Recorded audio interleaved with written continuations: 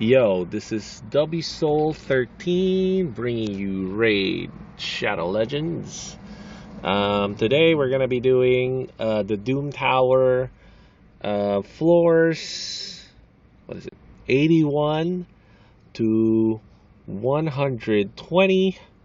No legendaries, and I'm just gonna quickly explain what I did to get to the top of normal without any legendaries. And this is not, by the way, some kind of gotcha moment where, oh my god, guys, if you copy these comps, you're gonna get all the way up to 120, no problem. Well, see, gear is definitely a big part of your success in raid, so this isn't different. But what I will say is that there is an opportunity here before you get Syl and before you get Drexstar to actually try to work for 120 Doom Tower normal. Most people will get the 120 Doom Tower normal right when they get Seal of the Drakes. So it could be just a very niche thing where just a little bit of people can actually benefit from this advice, but it's more about the concept of putting roles to work, right? Regardless of the power level. So think about this more like an instruction on roles in Doom Tower rather than an actual copy this for success, champ for champ, or gear for gear, or stat for stat type deal, but more like just what roles you need and what you want to do. Okay, so let's clear that. That is my normal clearing team. So what I actually used here was I don't even have a ranking anymore. Everybody's already finished Doom Tower by now. Let's see if I can pull up my farming team roll. Okay, let's see if I'm still on the list here. So there we go, finally. So this is the Doom Tower team I've been using to clear the waves, right? From 81 to 119, and as you've noticed, the key addition there is a dedicated control champ in Gnarlhorn, right? So waves are pretty simple. You want carry, you want control. Control being more premium than carry in most content that has a lot of difficult waves in it, like Faction Wars, Stage 20 dungeons. Doom Tower is not different, so you want control champs, as many of them as you can put into your team, right? So one dedicated, strong control champ like Gnarlhorn, even at rare, Gnarlhorn stacks up really well as a control champ to like the other rare control superstar, which is Bellower. I think Gnarlhorn stacks up really well against him. And then once you get up to the epics like Sylar or legendaries like Syl of the Drakes, well, you know, of course Gnarlhorn is not gonna stack up as well against those champs, but Gnarlhorn is up there. Alright, so if you have a Gnarlhorn and you're waiting on fusing rosin, or you haven't fused rosin yet for whatever reason, right, you should use him, and you need a control champ. He's very, very good. So I basically did all the floors that had waves with that team. The team you're seeing right there is my hard team right there. So I've started my hard climb already.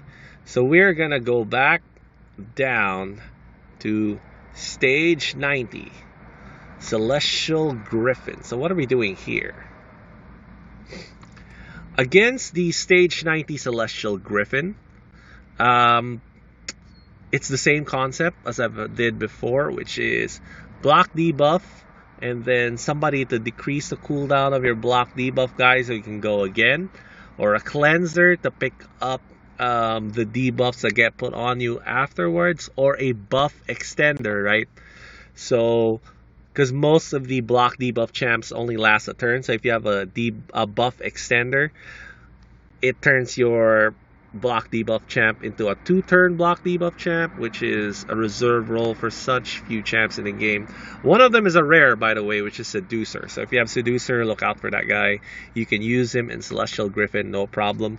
Here I went with Painkeeper and Grizzled Jarl to do my block debuff and extend a block debuff. And what I did was I doubled up on my burn champ. So I went with both Coffin Smasher and Grizzle and Bulwark, right? So Coffin Smasher, you want him because he puts on decreased attack as well. So if you were to pick between the two, I'd pick Coffin Smasher first. The reason why I went with both of them is because HP burn does so much damage against Griffin compared to poisons, and you really do want HP burn over poison. The poisons is just there for the extra damage. And then as a poisoner, I would pick Kale over Frozen Banshee for this particular boss, because Frozen Banshee takes too long to put the poisons up, right? Because she needs the poison sensitivity on first. This boss will clear debuffs every, I think, 4 turns or 3 turns. So very important that you pick Kale over Frozen Banshee, I think. So now let's go to Magma Dragon. So in Magma Dragon, I kind of loaded up this team a little bit because Magma Dragon kind of ramps up after the second time you face him in Doom Tower, right? The first 2 times you face him, he's a pushover. You don't even need to touch the mechanics, to be quite honest. But after that, after the second time you beat him, you're gonna need to work on the mechanics here. So I got Gnarlhorn, she's my provoke champ. I got Haikatoon just to speed things up. And then I went with Marksman as my poisoner. So now you're going to start to feel the poisoners that were good before against, I think, Magic Affinity. And now that he's Force, your Magic Affinity poisoners may not do as well this time around, like Frozen Banshee and Kale. So I went with Marksman here. He is a kind of like a mediocre poisoner for clan boss. I did use mine to do Nightmare clan boss keys. And then Sepulchre Sentinel here and Rearguard Sergeant just kind of like rounds up the carry aspects of what I wanted. So my guys would live longer, they would withstand hits. So what you want from these two is decrease attack, actually. So they're not only carry chance, but they'd also put on decrease attack as a debuff. So that's what you want. You want provoke, decrease attack, and poisons, and you should be able to beat Magma Dragon pretty easily. Next, we get Nether Spider now. It's like, okay. So for Nether Spider, this is the highest we've faced her, right? Since Doom Towers came out. This is the highest we've faced her in normal, 110. She used to peak at 90 in the previous iteration of Doom Tower, the original Doom Tower boss list. So because she's so much higher, beating her without Syl or without Drexstar is pretty hard, right? So it's doable, but it's pretty hard. So how I did mine was I had Melga. Melga is one of the strongest carries in the game, available at Epic right now. And then I will have a cleanser, so it's mandatory to have a cleanser. The best one there is Reliquary Tender, but if you don't have her, any cleanser will work, even Spirit Host will work, right? You just want to really cleanse off that first salvo so you don't get buried under the temple of the poisons, just kind of like destroying your team too quickly. So you want your cleanser to go first. Nether Spider does the ally attack, puts all the poisons on. Your cleanser goes, and you take that all the debuffs off right away. Guys still stay healthy for that first salvo. And if you have enough carry, healing type buffs and effects on your team, you should be able to power through.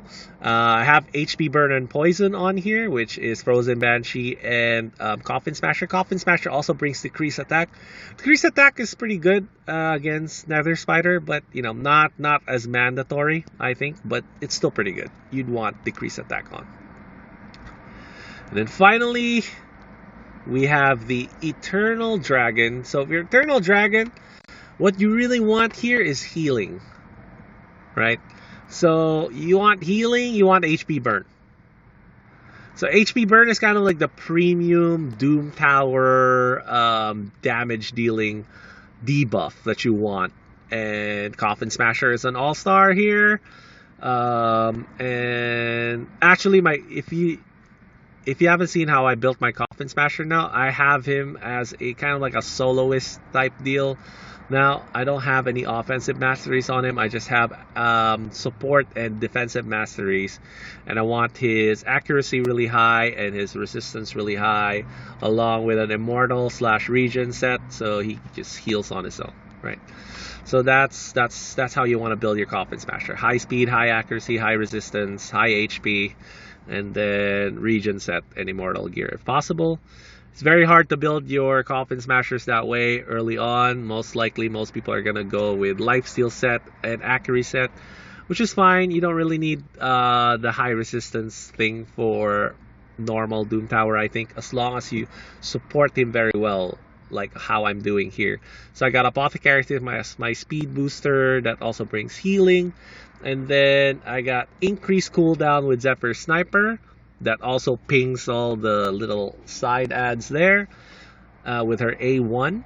And also, I got Painkeeper for extra healing and also the decreased cooldown, which is a very good thing to have while you're facing the Eternal Dragon, so your skills are up when you need it. And that's pretty much it. That's how I beat this boss with no legendaries. And now we're going to be taking a look at... Oh, why are we at hard? Let's go back to normal. And let's go to the secret rooms very quickly. Right? Oh, what did I do there? Let's X out and go back in. So,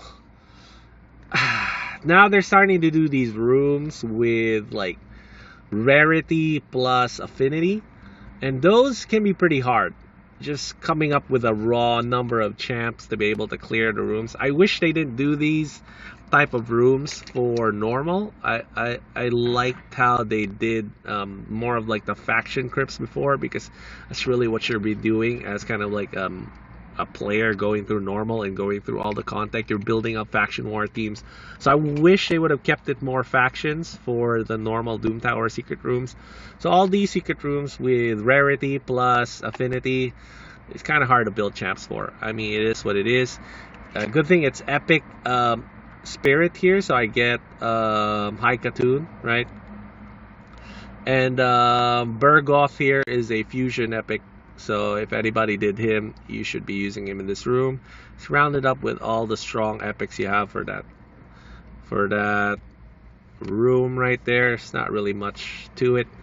The next one is support champs only. So you're getting another boost here with High Katoon and also Valerie, which I do recommend people get Valerie now because she is pretty useful for Doom Tower. Whereas before I was a little bit lukewarm on her before Doom Tower came out, but now that Doom Tower is out, I think there's a very good reason for you to build up a Valerie now. So I did build up a Valerie as well when Doom Tower came out. And then you just want the most amount of control you can put here. So actually, I think I rated this room very hard because the only way I finished this was with both Bellower and Sylar on my team, which are two like kind of premier control champs you can get as support champs as well. So, and just in the game in general, they're very strong. Then the next one is Void Champions only. So this one I did with all rares. So there you go. It's not that hard to do, right? So I think this room is, I think I rated this moderate. So you could probably finish this room pretty easily as long as you have good Void champs. And finally, we have another affinity plus rarity room in normal. Unfortunate. So what are we looking for here?